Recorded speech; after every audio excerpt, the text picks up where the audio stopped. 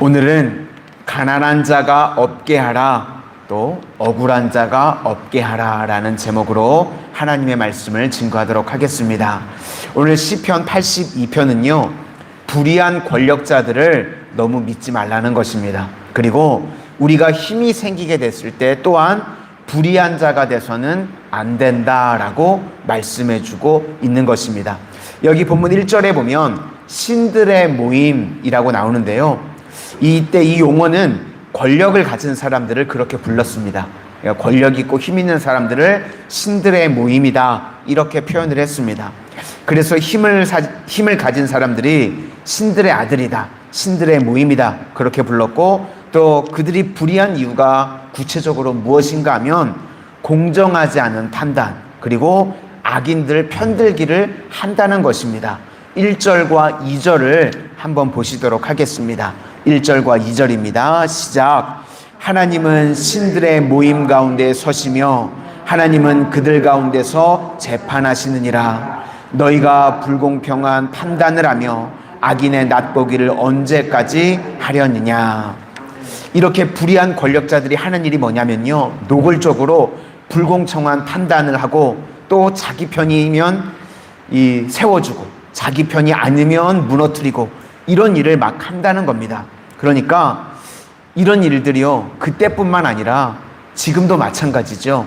우리가 계속해서 그런 일들을 보고 있는데, 사회에서도 그런 일들을 보고 있는데, 이런 사람들을 성경에서 뭐라고 얘기하고 있냐면 악인들이다라고 말씀하고 있는 것입니다. 우리나라 19세기요 구한 말 때도요 어려움이 있었습니다. 그 어려움이 무엇입니까? 먹고 살기 힘들었다, 맞는 말입니다. 먹고 살기도 힘들었습니다. 그런데 그 당시 공정성이 다 파괴가 됐습니다. 그래서 자기 사람이면 무조건 편을 들어주고 자기 편이 아니면 자랑과 또 깔아뭉개고, 그러다 보니까요 나라가 망가지게 되고 나라가 무너지게 되었습니다. 그래서 우리가 늘 가져야 되는 생각은 무엇인가 하면, 내가 권력을 가졌을 때 우리 성도님들을 제가 믿는 게 있는데요, 반드시 축복해 주실 겁니다. 다 잘 될 거예요. 그런데 그 자리에 어떤 자리에 있든지 내가 힘을 가질 때가 있습니다. 그러면 내가 불의한 권력자가 돼서는 안 된다는 걸 꼭 기억해야 됩니다.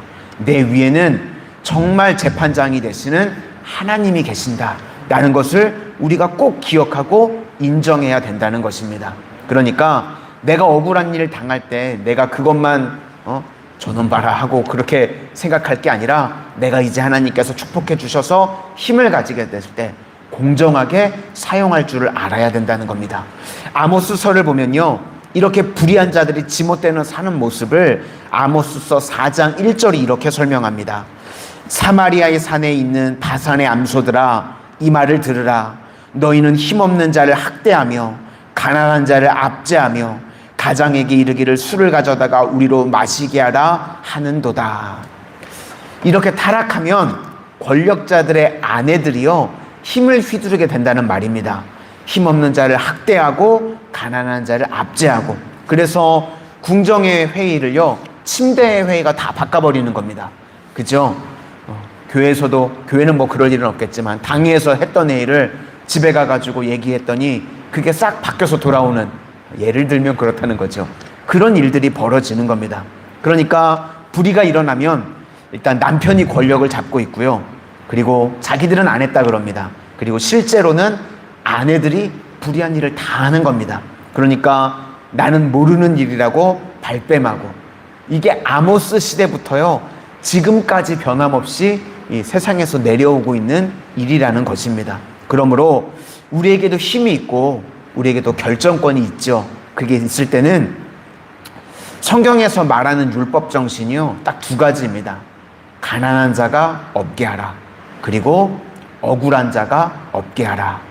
그러니까 내 영향권 안에 있는 데서는요, 내가 힘을 쓸 수 있는 데서는 가난한 자가 없어야 되고 억울한 자가 없어야 된다는 겁니다. 만약에 내 주변에 자꾸 가난하고 억울한 자들이 생겨난다고 한다면 그거는 내 범죄라는 겁니다. 그러니까 내가 내 영향력 안에서는 가난한 자가 없도록 또 억울한 자가 없도록 내가 보살펴주고 힘써야 한다는 말씀입니다. 그 내용이 3절과 4절을 보시도록 하겠습니다. 3절과 4절입니다. 시작. 가난한 자와 고아를 위하여 판단하며 곤란한 자와 빈궁한 자에게 공의를 베풀지며 가난한 자와 궁핍한 자를 구원하여 악인들의 손에서 건지라 하시는도다.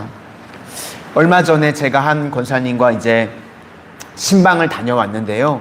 그 신방을 갔었던 이 가정에요, 권사님이 어려운 가정이시더라고요. 근데 뭐가 어렵냐면 어떻게 도움을 받아야 될지도 모르시는 분이신 거예요, 이 권사님이. 근데 마침 감사하게도 동행해 주셨던 권사님이요, 어떻게 하면 나라에서 이렇게 협조를 받을 수 있고 도움을 받을 수 있는지 잘 아시더라고요. 그래서 이렇게 해야 된다고 그 권사님께 말씀을 해주고 이야기를 해주는데 옆에 있는 제가 다 감사했습니다. 네. 저도 사실 그런 걸 잘 모르거든요. 근데 그 권사님이 이렇게 어떻게 도움을 받아야 되는지 그 권사님께 친절하게 얘기해 주는 걸 보고 제가 다 감사하더라고요. 아마 하나님께서도 그런 모습들을 보면 너무 감사하실 것 같아요. 그런데 그 모습을 보면서 제가 그런 생각을 해봤습니다. 약자가 왜 약자일까? 어디서 도움을 받을지도 모르니까 약자인 겁니다. 그렇죠. 내가 어디에 가면 이런 도움이 있고 이런 정보가 있는지 약자들은 전혀 모르는 겁니다. 그러니까 어떻게 하면 벗어날 수 있는지, 강자들은요 정보가 많이 있습니다. 그래서 흔한 정보예요.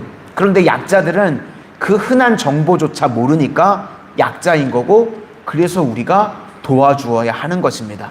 그래서 우리가 알고 있는 정보들을요 계속해서 도와주셔야 돼요. 우리 귀한 고급 정보 있을 때 저도 좀 알려주세요. 어디가 맛집인지도 좀 알려주시고요. 그러니까 귀한 정보들을 가지고 있을 때 나만 알고 있는 게 아니라 약자들이 있잖아요. 모르는 사람들이 있거든요. 그런 사람들에게 계속 알려주는 일을 해야 한다는 것입니다. 초대교회 때요, 초대교회는 여자들이 많이 있었습니다. 그 당시는요 여자분들이 다 약자들이었거든요. 약자 축에 속하는 계급이었기 때문에. 그런데 이 약자들이 모이면요 교회가 어떤 일이 벌어졌냐면 시끄러웠습니다. 시끄러운 일들이 벌어지는 거예요. 약자들이 많으면 원래 좀 시끄럽습니다. 우리 성도님들 교양이 있으셔서 잘 안 싸우시죠? 싸우시면 결국은 내가 손해라는 거 아시잖아요. 근데 약자들이요 그거 모르니까 약자잖아요. 그러니까 매번 싸웁니다. 막 시끄럽게 교회가 싸워요. 자기가 손해라는 걸 모르니까 약자니까 싸우는 거죠. 그러면 교회는요 좀 시끌벅적하고 좀 막 어지럽고 그렇게 되더라도요 약자들을 보호해주고 약자를 품어주는 겁니다. 그러니까 적어도 믿음의 사람이라고 한다면 차별하고 그것을 남들과 나는 다르다 이렇게 차별하고 그것을 용납하면 안 된다는 겁니다.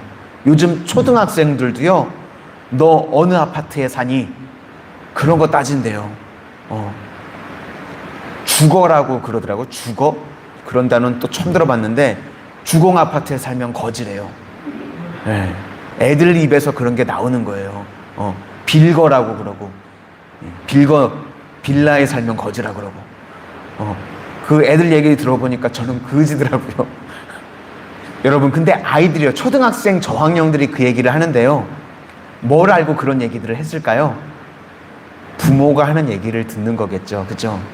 그런 얘기들을 하는 부모들 중에 믿음의 사람들이 없을까요? 믿음의 사람들이 있을 겁니다. 그런데 세상 가치관을 따라가니까 그런 영향력을 어린 아이들까지 받게 되는 것입니다.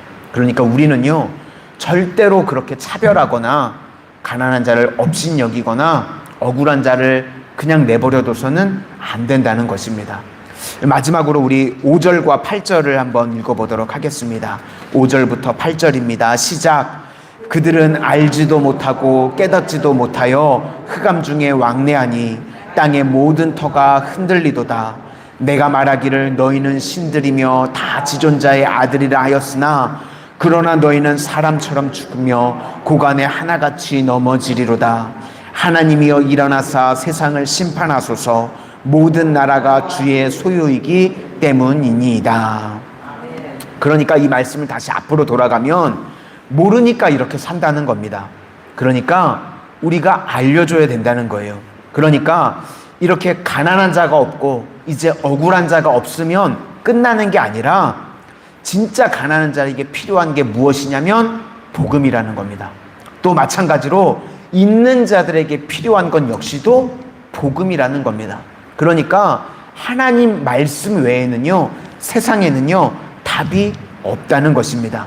하나님의 말씀만이 이것이 해결할 수 있지, 복음이 들어가지 않으면 결국 가난한 자가 부자 되면요, 부자들이 했던 일이 똑같이 따라하는 겁니다. 결국 힘없던 사람들이요, 권력을 갖게 되면요, 지금 권력을 가지고 있는 사람들이 하는 행동을 똑같이 따라하는 거예요. 그러니까 복음이 들어가지 않으면 가난한 자나 부자나 똑같은 일을 하려고 한다는 게 세상이라는 것입니다. 그래서 우리 믿음의 사람들이 제일 중요한 게요, 하나님의 말씀 붙들고 복음 증거하는 것, 그것이 가장 중요하다는 것입니다. 오늘 3절과 4절에요, 판단하며 공의를 이 복음으로 바꾸어서 한번 읽어보도록 하겠습니다. 판단하며 공의를 잘 들어보시기를 바랍니다.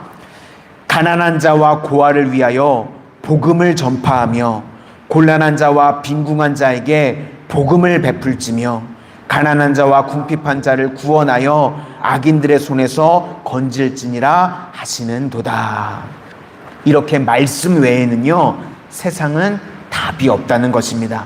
그러니까 말씀이 아니면 다 변질되고 위치만 바뀌게 된다는 것입니다. 가난한 자가 부자 되고 부자가 가난한 자 되고 힘없는 자가 힘 있는 자가 돼가지고 무슨 짓을 하냐면 지금 하는 일들 똑같이 한다는 거예요. 복음이 들어가지 않으면 세상은 답이 없다는 말씀을 하고 있는 것입니다. 그러니까요, 우리는 말씀 붙들어야 되는 것입니다. 복음으로 변화돼서 우리에게 이제 하나님께서 힘 주시고 능력 주시면 가난한 자가 없게 하고 억울한 자가 없게 할 뿐만 아니라 그들 가운데도 복음을 증거할 수 있는 하나님의 거룩한 백성들이 되시기를, 그래서 세상을 변화시키는 우리 성도님들이 되시기를 주님의 이름으로 축원을 드립니다.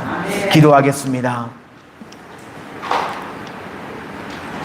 사랑의 주님, 이 땅을 살아가는 동안 저희들 주변 가운데 저희들을 통하여서 가난한 자가 없도록, 억울한 자가 없도록 선한 영향력을 끼치며 살아가게 하여 주시옵소서. 그러나 무엇보다도 이 세상의 가치관, 이 세상의 모든 것들이 주님 복음이 아니면, 말씀이 아니면 변화되지 않는다는 것을 우리가 다시 한번 기억합니다.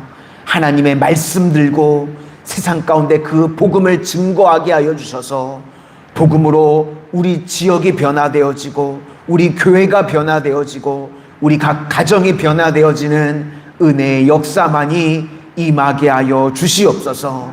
오늘도 주님 주시는 힘으로 세상 가운데 승리하며 살아가는 저희 모두가 되게 하여 주실 것을 믿사오며 예수님 이름으로 기도드립니다. 아멘.